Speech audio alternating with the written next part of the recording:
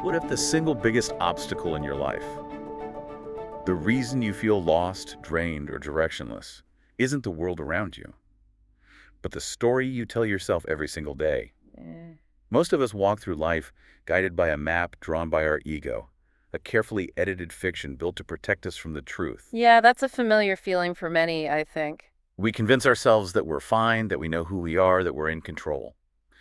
But behind the performance lies exhaustion, confusion, and a quiet disconnection from our real power. That disconnect is key. This is the hidden epidemic of self-unawareness, the illusion that we see ourselves clearly when, in fact, we're trapped inside the stories we've invented. And these stories can be so convincing. Buddhism calls it the deluded mind. Taoist masters warned of it centuries ago. The more we strive to perfect our false image, the further we drift from our natural energy. A real paradox of effort. But what if you could break that illusion? What if there was an ancient, almost forgotten act or ritual that doesn't cost a thing, yet has the power to dismantle your ego's lies and reconnect you to your true self? An intriguing possibility. In this exploration, we look into the most dangerous lie you tell yourself every day. You'll discover how self-deception quietly drains your vitality, how your ego keeps you in a karmic loop of exhaustion, and how a simple practice writing with radical honesty can begin to restore your energy, your focus, and your freedom. It sounds simple, but it's profound. Welcome to Bookcast Story Show, and here's Bookcast Episode 11, The Most Dangerous Lie You Tell Yourself Every Day.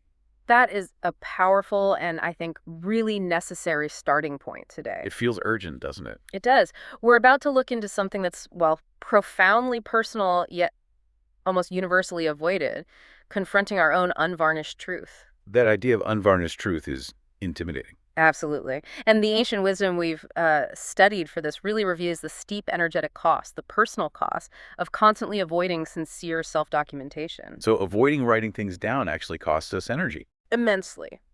Our mission today, really, is to understand the deep psychological root of this aversion. You know, why do we prefer the comfort of the lie? And maybe find a way out. And how we can initiate this simple but courageous ritual of self-reconciliation to hopefully reclaim our inner resources. Okay, so let's unpack this fundamental idea, the fundamental illusion. Right. Every one of us, every single day, lives inside a narrative we've built ourselves. We do, these intricate frameworks of beliefs, expectations about our past, our abilities, our future. But what the sources we looked at make crystal clear is that a huge chunk of these frameworks, they aren't based on reality, are they? No, not on authenticity. They're based purely on defense. Defense, okay. This is the critical insight, really. These personal stories function as elaborate, very sophisticated illusions. Illusions we tell ourselves. Meticulously crafted by the ego, specifically to shield itself from what it perceives as reality's harshness. Think of it like psychological armor. Right, protect the soft spots. Exactly. The ego, being inherently fragile, inherently vulnerable, it has to create this fictional, idealized version of you. The perfect me. The strong, consistent, always correct version. It's self-preservation taken to an extreme, you know? To the point where we can't tell the difference anymore. Precisely. We eventually become unable to distinguish the fictional armor from our actual true self. We start mistaking the walls for the core of the house, so to speak. Mistaking the walls for the core. I like that. And this fear, this reliance on the convenient story. It's not new, is it? Oh, not at all.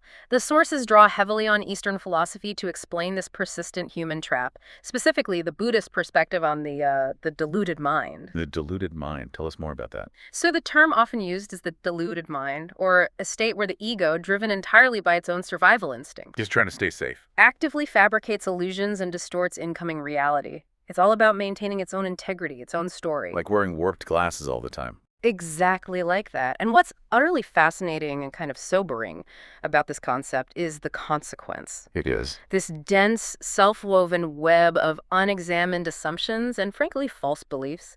It effectively ensnares the individual in that endless cycle of suffering, what the sources call dukkha. So suffering is basically the friction, The gap between the ego's story and actual reality. It's precisely the gap between the two, yes. By shrinking away from the uncomfortable, sometimes genuinely painful confrontation with our authentic inner landscape. Which is what the ego wants us to do. Right. We remain perpetually tethered to an existence built on untruths. And this avoidance, it severely hinders any real path toward liberation or lasting peace. We just can't escape the cycle if we refuse to even acknowledge the pattern we're stuck in. Refusing to see the pattern. Okay, so if Buddhism highlights the suffering from clinging to the false self, what about the Taoist view? It seems to focus more on the effort involved, right? Yeah. That idea of acting without striving. Yes, wu wei wu bu wei. The Taoist paradox is incredibly insightful here. Well, when we excessively strive, really push for this artificial self, this polished, idealized version the ego demands we present. The Instagram version of ourselves. Aha! Yes, perhaps. We inadvertently and ironically forfeit our inherent naturalness, our zirin. Naturalness, like our true flow. Exactly. We're attempting to exert absolute meticulous control over our self-perception, our external image, the outcome of every single interaction. And the paradox is Yeah.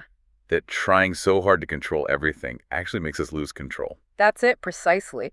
This relentless effort to control the uncontrollable, it leads to this debilitating state of powerlessness and profound disharmony with the natural flow of life. So less striving, more being. When you stop trying so hard to be the person you think you should be, you suddenly find you can align with this effortless innate power that was, honestly, there all along. Wow, so the lie costs immense energy. And the truth requires none. It's just there. That difference, the cost of effort versus the power of effortlessness that really hits home.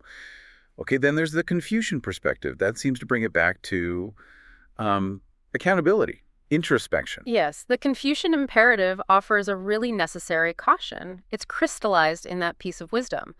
A gentleman seeks within himself. Seeks within himself. That's the core instruction. True moral rectitude, genuine wisdom.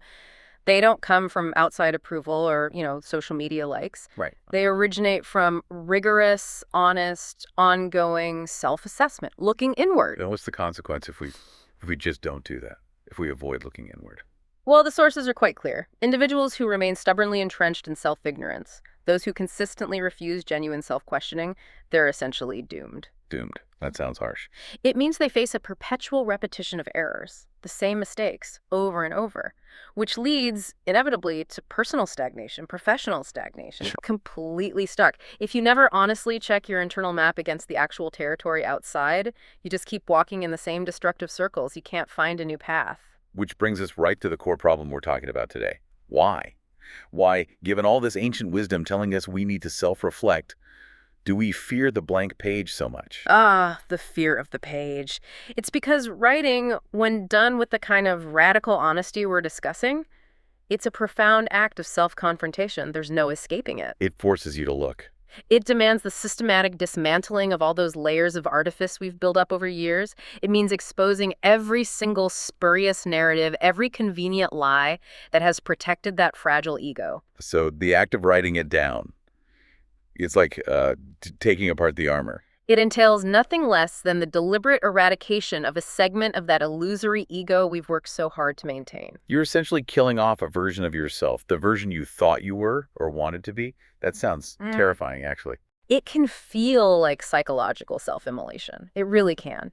And the vast majority of people, regardless of how much suffering their unexamined lives inflict on them, They still choose the known pain. they opt for what the sources call the familiar solace of darkness. They choose the known pain of the lie over the potentially unsettling illumination of the truth. Why? It's just fear. A profound dread of vulnerability, yes, and fear of the uncomfortable revelations that genuine, honest self-documentation might unveil. What if I find out something I really don't like? That's a powerful place to pause and maybe ask ourselves, and you listening, what is the one thing you know about yourself deep down? Maybe a weakness, a regret, a hidden desire that you actively avoid thinking about. Yeah. Because you're maybe terrified of what writing it down might unleash. And building on that, if you did write that one truth down, who would feel the shock first? Would it be you, or would it be someone you love? That fear, it really sets the stage for how we navigate, or maybe fail to navigate, the modern world. Okay, so moving from that ancient wisdom into our, let's face it, hyper-connected modern world. Yeah, it's a different landscape. We see the impact of all this individual self-deception, but like multiply it across society. Systemically, yes. We live in a world that's just overflowing with technology, information, endless self-help guides. You can find advice on anything. Anything. And yet, the sources describe a society that is increasingly and paradoxically deficient in genuine self-regulation. It's strange, isn't it? So much information, so little inner control. It's a paradox of knowledge, exactly. We have data at our fingertips constantly, but we often lack internal wisdom. And the sources point to a truly startling statistic from a Harvard Business Review study. Oh, I remember reading about this. It really lays bare this crisis of self-awareness. It does. Let's just state it again because it's worth absorbing. Okay. A staggering 85% of individuals are profoundly unaware of their precise strengths and weaknesses. 85%. Just think about that. The implications for just daily effectiveness, for leadership, for personal fulfillment, when 4 out of 5 people fundamentally misunderstand their own capabilities. It's huge. This profound lack of self-awareness isn't just about, missing a promotion or a career opportunity. No, it's deeper. It's about making poor life choices repeatedly because the fundamental inputs, the data we have about ourselves, are entirely faulty. So bad data in, bad decisions out. Essentially. And according to the research, this deficiency stems directly from a critical absence in our lives. Which is? A lack of genuine self-documentation, a lack of profound contemplation, and a lack of candid, honest self-dialogue. We simply aren't doing the required internal work. We're too busy doing other things. Or maybe the digital world distracts us. Well, the digital world certainly doesn't help. In fact, the sources argue it actively encourages the lie. How so? Through the very nature of modern communication, they analyze what they term the performance of digital writing. Performance. Like putting on a show. Exactly. This is where those old ego defense mechanisms find powerful new tools. The Facebook diaries, the public personal notes, those carefully curated inspirational captions. We all see them. They function primarily as superficial adornments. They are written to impress, to manage the external image. Not to actually figure things out inside. Not to achieve inner enlightenment, no. Instead of, say, remodeling the interior of the house, we're focused entirely on decorating the facade for public viewing, making sure it looks good from the street. And the motivation behind writing shifts completely. It's insidious. Historically, writing was often, a private act, self-purification, reflection. Like a diary locked with a key. Right. Now, we write primarily to garner commendation, to get external validation. Likes, shares, comments. So the focus shifts entirely outward. From introspection to performance, that's the key shift. And this performance culture, it creates a weird environment for language itself, doesn't it? It does. The sources define it as a fallacious semantic environment. Okay, break that down. Fallacious semantic environment. It's basically a linguistic landscape where words are deployed not to unearth some hidden or uncomfortable truth about ourselves. Which is what honest writing should do. Right. Instead, words are used specifically to solicit praise and superficial compliments. We use grand, honest-sounding language to tell comfortable lies about ourselves. Can you give us a concrete example of how that works? Sure. Think about the classic humble brag. Ah, yes. Where a statement that sounds like a complaint or self-deprecation is actually engineered subtly to solicit compliments. Oh, I'm so exhausted I had to fly first class again, back from my last 2 international conferences this week. Right. Seeking pity, but actually showing off. Or think about those highly curated posts about personal growth or overcoming adversity. Often they're designed simply to demonstrate virtue signaling. Look how evolved I am. Exactly. The user wants credit for having the insight or claiming the struggle, not necessarily for genuinely acting on the insight or deeply processing the struggle. In this environment, real, uncomfortable truth-telling is often ignored or even subtly punished. Oh, wow. Self-congratulation gets rewarded. Precisely. Likes and shares pour in for the performance. And the consequence of living in this kind of environment, it must be devastating for actual personal growth. It's critical. Absolutely critical. This dynamic completely stifles our capacity for genuine repentance, really owning our mistakes. It stifles profound self-reflection, and it prevents what the sources powerfully call karmic severance. Karmic severance. Yeah. Breaking negative cycles. Yes, all these are essential components for true inner development, for spiritual evolution. Think about it. If every time you tentatively admit a flaw online, your followers or friends immediately rush in to say, Yeah, no, you're amazing. Don't be so hard on yourself. exactly, you're effectively denied the necessary friction, the discomfort that's required to actually grow, to change the pattern. So the constant external validation becomes like soft padding. It stops us from feeling the hard reality of our own recurring errors. Beautifully put, soft padding.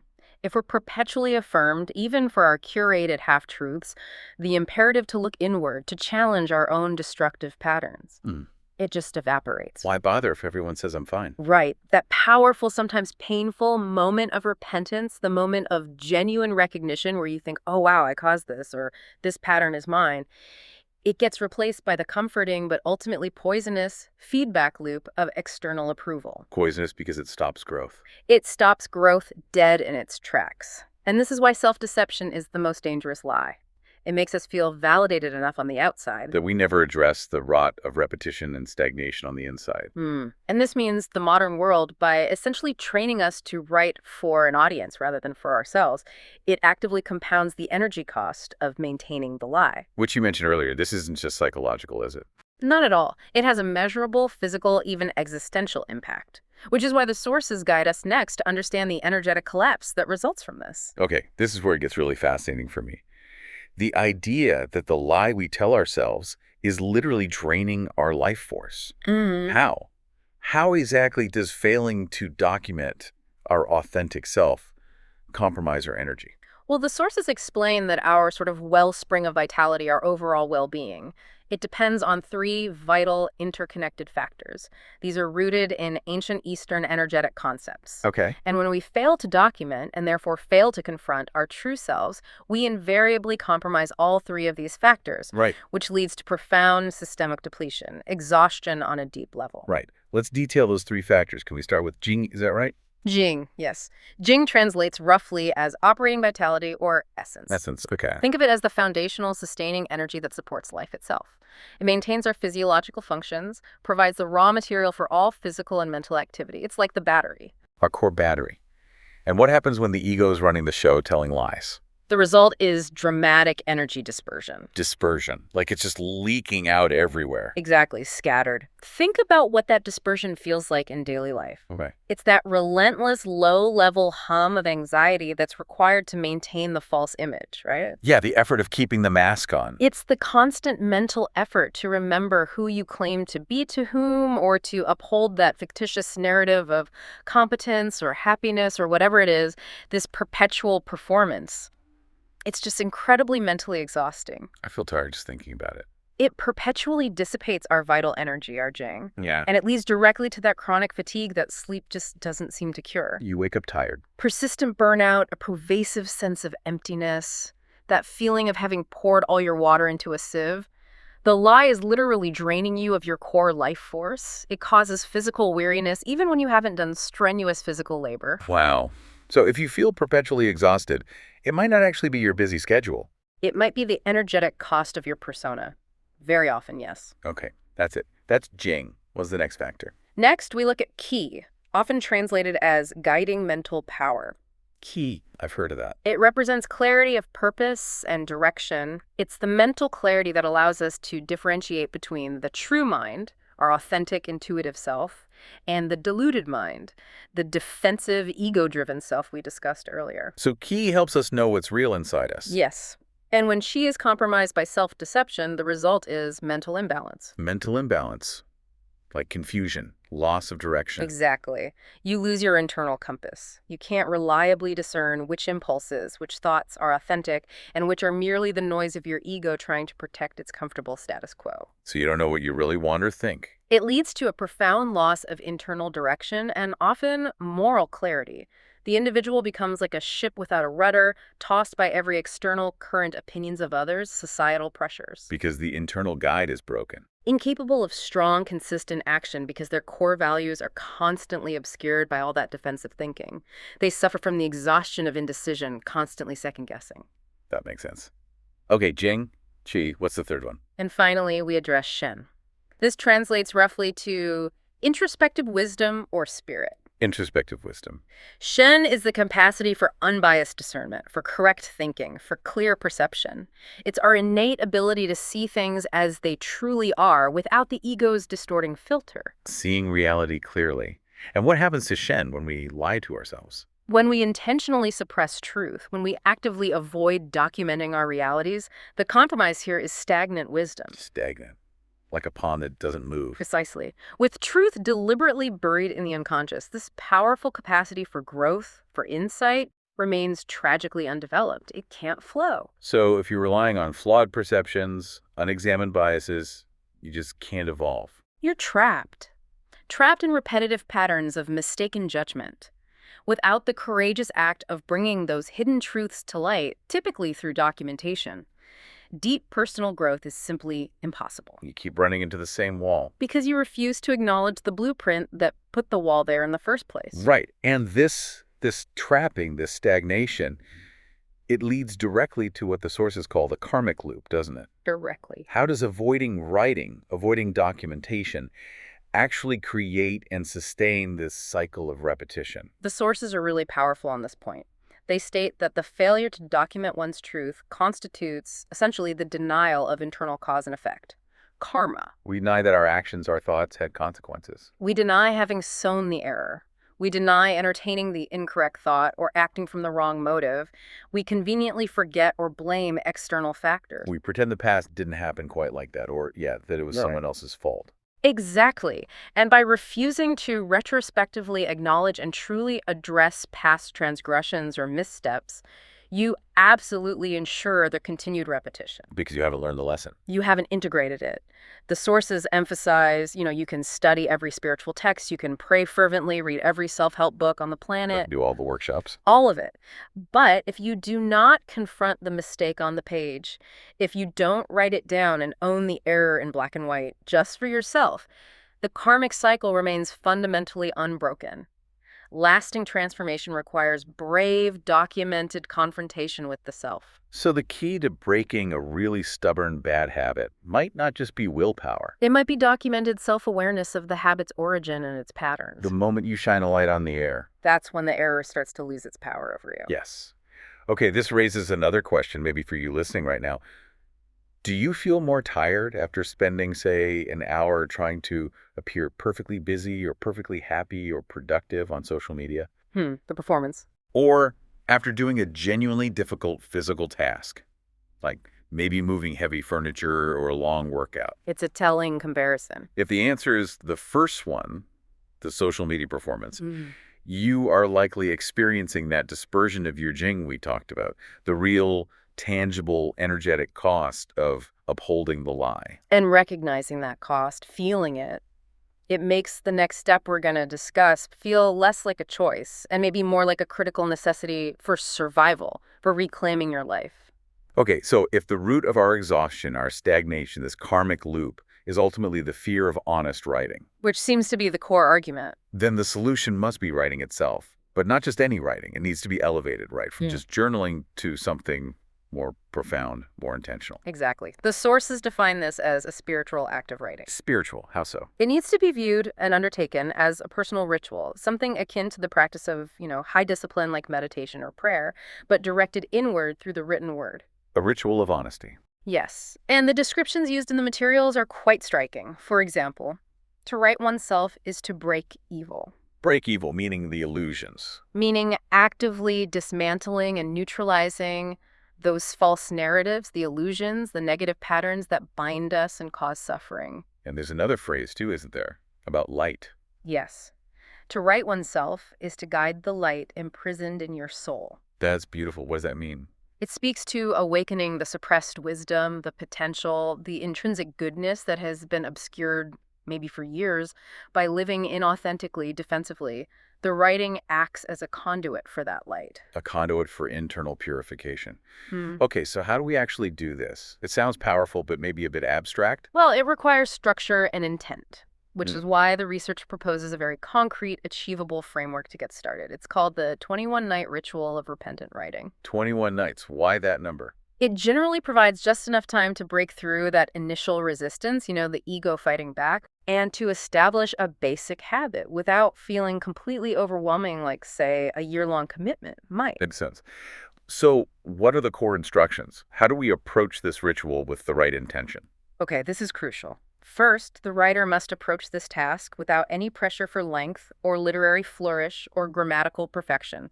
None of that matters. So no trying to write beautiful prose. No, the only requirement is absolute candor, raw honesty, and courage. Courage to face what comes up. Yes. Secondly, the intentionality must be sacred. This is key. You write only for the witness of, as the sources put it, heaven and earth meaning, for the universe, for your deepest conscience, and for inner reconciliation. So not for anyone else to read, not for posting online. Explicitly not for outward performance. The ego, the performer, must be completely removed from the process. This is between you and your truth. Okay, no performance, just honesty. How do we guide this introspection? Are there prompts? Yes, to guide this intense, sometimes difficult introspection, the ritual uses 4 essential questions. Think of them like precision tools designed to pierce the ego's most stubborn defenses. Okay, let's hear them. What's the first question? The first question is, what erroneous thoughts did I entertain today? Erroneous thoughts, not actions, but thoughts. Not yet. This is a direct challenge to that deluded mind. We're focusing first on the mental patterns, the biases, the uncharitable judgments we made, the spirals of self-pity, the fear-based thinking that guided our day, often unconsciously. So mapping the internal landscape of self-sabotage. Exactly. The ego hates this because it forces you to acknowledge that your internal narrative machine, the storyteller in your head, is actually flawed. It's not always right. Okay, that's powerful. What's the second question? Second, what actions did I undertake that contradicted my conscience? Okay, now we get to actions. Contradicted my conscience. This is the ethical inventory for the day. It forces us to confront those moments where we knew, on some level, we were diverging from our inner moral compass. Right. Even small things. Especially the small things we rationalize away as necessary or justified or minor. Oh, it didn't really matter. This question dismantles the ego's justification engine. Taking responsibility. Okay, the third question. The third question. This one is perhaps the most, dangerous to the ego and therefore the most transformative for us. What am I apprehensive of admitting? Apprehensive of admitting, even to myself. Even and especially to yourself. This is the direct probe into fear, into vulnerability, into those deeply suppressed truths. You have to try and name the thing you dread acknowledging the most. That thing you avoid thinking about, like we mentioned earlier. That's the one. It's often the truth that requires the most jing, the most vital energy to keep suppressed. Just admitting it, writing it down solely for yourself, is the first major act of liberation from that energy dispersion. You stop spending energy hiding it. Wow, okay. That's deep. And the final question. The final question provides that necessary, profound perspective shift. If I were to die tomorrow, what would be my most significant regret? Whoa, that cuts through everything else, doesn't it? It cuts right through the daily noise, the obligations, the trivialities. It immediately reveals your core desires, your unfulfilled potentials, maybe the true mandate of your soul.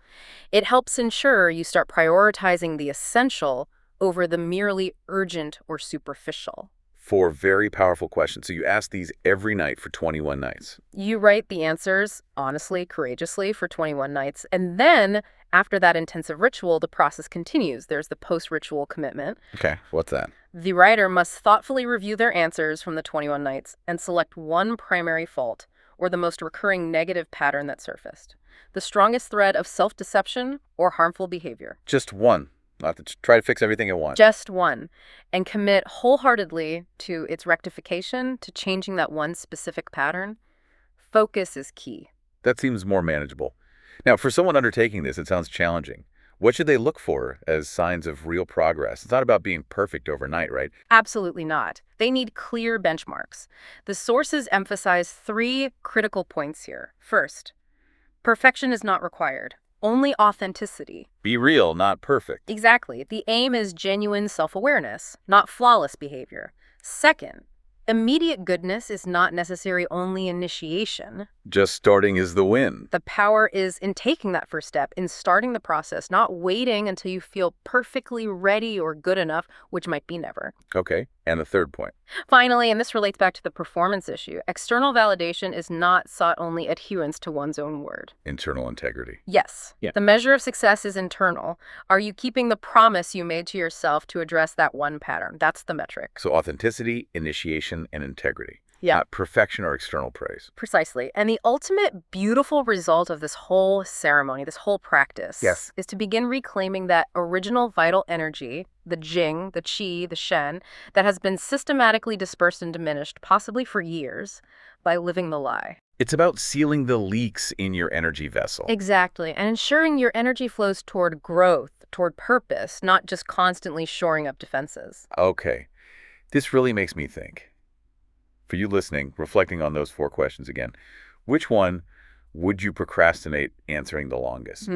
What erroneous thoughts, actions against conscience, what you fear admitting, or your biggest regret, the one you resist the most? That procrastination itself probably tells you where your ego is currently hoarding your energy. That resistance is the signpost. Absolutely. And, to illustrate the sheer simplicity, but also the profound power of starting this process, the sources offer a quick modern example. It's the case of someone we can call Mark. Okay, tell us about Mark. Mark was a young man, 24 years old, living alone, small rental apartment. His life, when he really looked at it, was characterized by chronic fatigue. That Jing dispersion. Yes. Profound depression, irregular eating habits, and significantly, a major time sink. Spending 4 to 5 hours every single day just scrolling, engrossed in TikTok. Wow. 4 to 5 hours. He felt completely directionless, profoundly unhappy, but he couldn't quite articulate why. He was just stuck. Sounds familiar for many, perhaps. So what happened? One evening, driven by just a rare moment of clarity, maybe desperation, he decided to try something like this ritual. He didn't get fancy. He opened the Notes app on his phone, Not a special journal, just his phone. the most accessible tool he had, and he inscribed a single unvarnished sentence. Just one. What did he write? He wrote, "I am living each day without knowing my direction." Simple, brutally honest. Just that single act of honest documentation, directed solely inward, not for anyone else. It forced a confrontation. It broke the spell a bit. It seemed to. The usual voices of self-blame mixed with external justification, it's the economy, I'm too tired, I'll start tomorrow, they were momentarily silenced by that stark admission. And did he continue? He did. A week later, apparently, he wrote again, going a bit deeper into the defense mechanism itself. He wrote something like, "I perpetually rationalize my inaction by claiming I'm not ready, but in reality, I am merely concealing something much deeper and more uncomfortable." Which was? Which is fear. Naming the fear. Wow. Okay, so he named the lack of direction, then named the fear behind the inaction. What was the practical outcome? Did anything actually change in his life? This is the remarkable part. It led to a spontaneous shift without relying on external compulsion or, expensive coaching or dramatic self-help programs. Just from writing those couple of sentences. Mark spontaneously discontinued his excessive TikTok usage, just stopped wanting it as much, and he began morning jogging. No way. Just like that. It seemed the dormant inner life force, the jing, the qi that had been suppressed by the lie, by the avoidance, was somehow awakened, even just by that single, honest line of writing. That small act of confronting his truth propelled a profound journey of self-transformation, starting from within. That is an incredible illustration of the power of the page. It cuts through the performance, the rationalizations, and returns the energy debt back to the individual. Exactly. It stops the leak. So, we can really synthesize this whole exploration using that cognitive diagram the sources mention, mapping out the 2 clear paths available to us. Yes, the diagram makes the choice and the consequences starkly clear. It shows where your energy inevitably goes based on your approach to self-honesty. Okay, path 1, the path of deception. This is the refusal to document, the refusal to confront truth. Where does that lead? According to the model, it leads inevitably to an unclear mind, that mental imbalance, lack of direction. Right. Which results in undirected energy the jing disperses. Qi is confused. Which leads to? Erroneous actions, repeating the same mistakes because you haven't learned. And ultimately, that creates prolonged karma. You remain trapped in that self-made loop of repetition, frustration, and exhaustion, perpetually spending your vital energy just maintaining the facade. Stuck in the cycle. Okay, that's bleak. What's the alternative? Path 2. Path 2 is the path of writing. This represents the commitment to daily, honest, maybe even repentant documentation. The 21-night ritual perhaps continued. Yes. And this path leads, first, to a calm mind. or at least a calmer mind, less internal noise. Okay. This focused mental state allows your energy to be guided purposefully toward the middle path, towards balance, So Jing is preserved, Qi is directed. which fosters clear intention and a stronger will. You know what needs doing, and the result of that is karma being gradually severed. You start breaking the old patterns. This is the path of conscious evolution, energetic, mental, spiritual evolution. It really sounds like spiritual engineering almost, not just basic mental health maintenance. I think that's a great way to put it. It is the true art of the soul.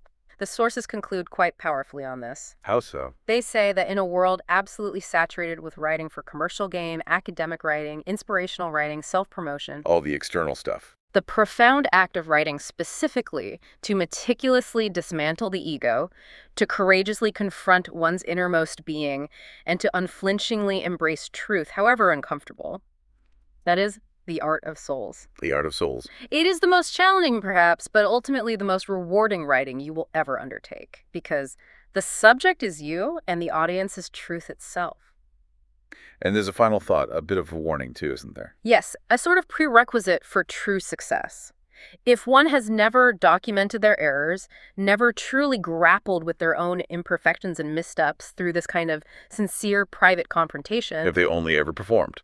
then one should not prematurely anticipate enduring success or genuine fulfillment in life. Not the deep kind, anyway. Why not? Because, the argument goes, a genuine and truly meaningful career, and that means career in life, in spirit, in purpose, not just a job, it invariably commences not with external achievements or a polished resume, But where? but with a single, sincere, unvarnished page, written honestly for oneself. That is where true, sustainable power, vitality, and direction are found. Ground zero is the honest page. Wow. It really comes back to that, doesn't it? The biggest challenge we face is perhaps always looking honestly in the mirror. It seems to be a universal human challenge. But the sources and that story of Mark show us that the simple act of putting pen to paper or, finger to screen can be the ultimate ritual of healing and reclamation. It's accessible to everyone. That 21-night ritual, it sounds like a gift you give yourself. A powerful way to start reclaiming the energy you've been spending maybe for years on maintaining that dangerous lie. A chance to stop the drain and start rebuilding. It's a profound invitation, really. Thank you for joining us for this Bookcast story show. I was Lily. And my co-host was Sam. We encourage you to perhaps start that journey tonight, even with this one sentence. Take that first step, maybe initiate the ritual, and perhaps share this information with anyone else you know who feels drained, stuck, or directionless. Please like, subscribe, and share if you found this valuable. And join us next time as we continue the journey of self-discovery and